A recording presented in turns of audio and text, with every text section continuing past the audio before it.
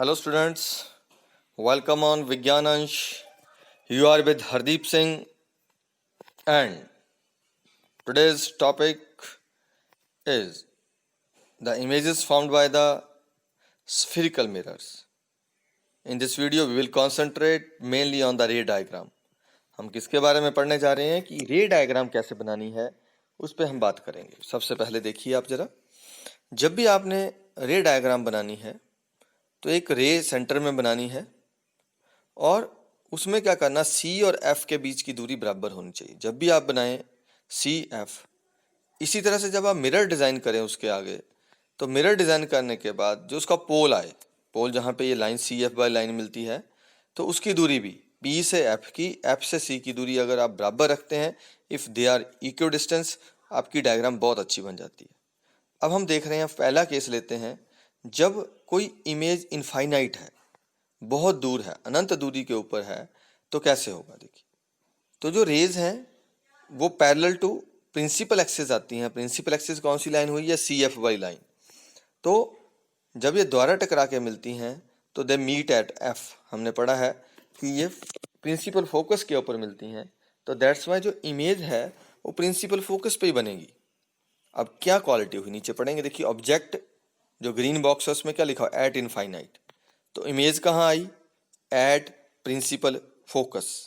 Nature of image क्या होगा, it is inverted, उल्टी बनती है, रियल है, it can be obtained on the screen and highly diminished. आप देख सकते हैं छोटा सा बिंदु ही बनता है। ये आपको पोजीशन याद रखनी है। देखिए, अगर इनफाइनाइट है तो ये एफ पे है। अभी वैसे जनरल बताता हूँ, अगर सी से पीछे होगी तो एफ और सी के बीच बनेगी। अगर सेंटर ऑफ कर्वेचर पे होगी तो इमेज भी सेंटर ऑफ कर्वेचर पे बनेगी। अब अगर ऑब्जेक्ट सी और एफ के बीच आ गया तो इमेज कहाँ चली जाएगी, बियॉन्ड सी, सी के पीछे चल जाती है। तो इस तरह से हम इसको देखते हैं। अब अगली स्टेज पे आते हैं। देखिए, अब ऑब्जेक्ट कहाँ आ गया हमारा, नियर टू सी, हम सी के पास ले आए। अब यहाँ से जो रेज आएगी, देखिए, एक तो सीधी निकालनी है, मिरर से टकराने के बाद ये एफ से वापस आनी चाहिए, और इसी तरीके से जो दूसरी आपकी रे है ये एफ से जाके टकरा के वापस आएगी। तो जब अब कहाँ कटी, कहाँ दोनों ही रेज ने एक दूसरे को क्रॉस किया है, in between C and F. तो यही हमारी क्या बनेगी, इमेज बन गई। तो प्रॉपर्टी क्या रही, it is when the object is beyond centre of curvature at C, तो image is between C and F, and the nature of image is inverted, real, and it is of small size. अब हम image को आगे shift करते हैं। Now कहाँ shift करेंगे, eight point सी। अब कहाँ आ गई, सी के ऊपर आ गई। तो सी से फिर वही एक रे पैरेलल टू प्रिंसिपल, फिर बेंड कीजिए, वहाँ से रिफ्लेक्ट करके कहाँ से निकालनी है, एफ से पास करनी है। दूसरी एफ से जाती हुई रिटर्न आएगी, जहाँ मिलेगी वहाँ आपको क्या बनानी है, डायग्राम। तो हमारी डायग्राम कहाँ आई है, दैट इज सी से बिल्कुल नीचे। तो एट सेंटर ऑफ कर्वेचर जब भी होगा तो क्या आएगी हमारी, at centre of curvature he image बनती है। इन्वर्टेड होती है, रियल होती है, सेम साइज की होती है।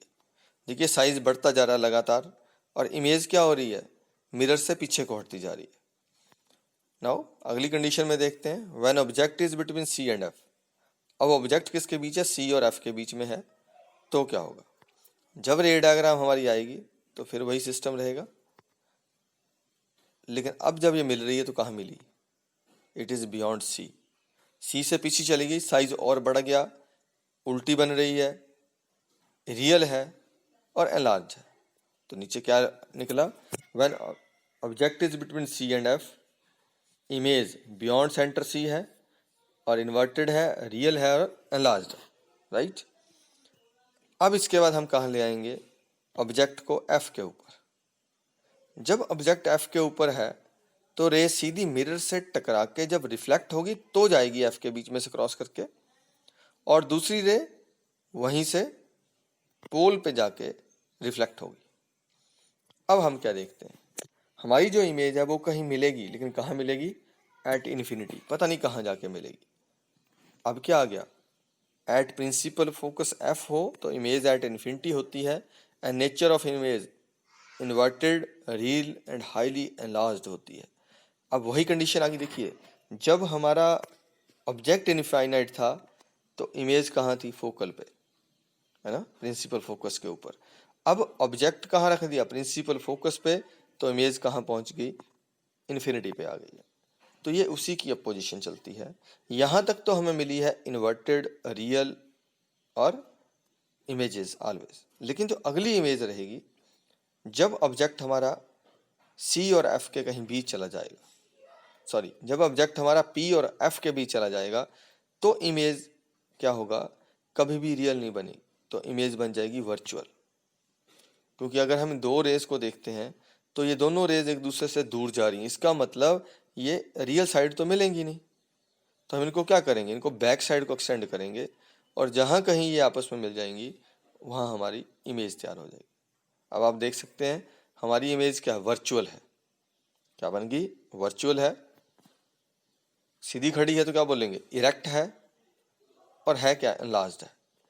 तो क्या रिजल्ट निकला, when object at between F and P है, तो कहाँ बन रही है, behind the mirror, virtual, erect and highly enlarged in size.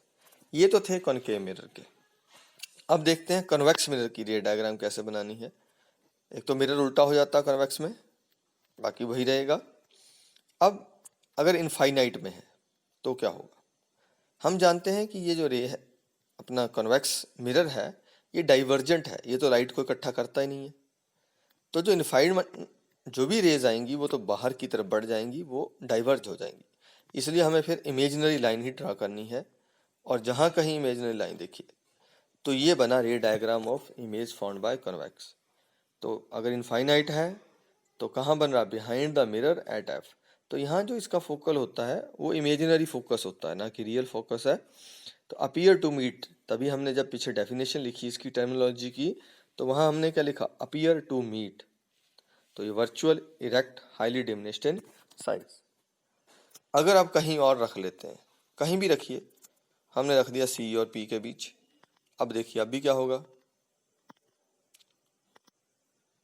ठीक है, क्योंकि हमें पता है कि रे नहीं आएगी।